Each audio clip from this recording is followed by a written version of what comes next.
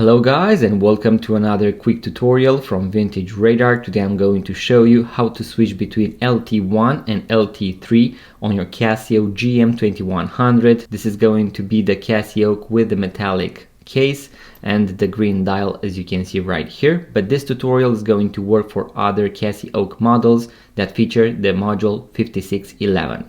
So what you want to do in order to switch between LT1 and LT3 is to press and hold the adjust button for 3 seconds. You are going to see the set here on the digital display and here a small beep.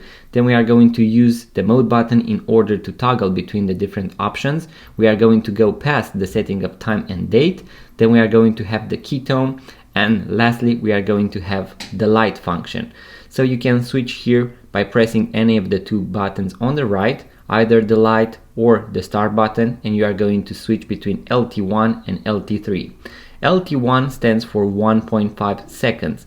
So this means that when you are going to press the light button, the display is going to be illuminated for 1.5 seconds. I prefer the 3 seconds, so that is why I'm going to leave it at LT3.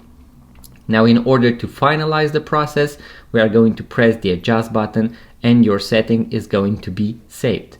So guys, that was the quick tutorial. You now know how to switch between LT1 and LT3 on your Casio GM-2100 or basically any other Casio out there. If you enjoyed this video guys, make sure to give it a thumbs up, be subscribed in case you are into watches, vintage watches, watch tutorials and watch reviews.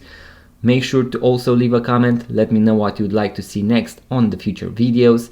And also guys, I have a full tutorial with all the functions and features of the Casio, so how to do all the settings, how to use the world time function, the chronograph, the alarms, and also how to align the watch hands on the Casio.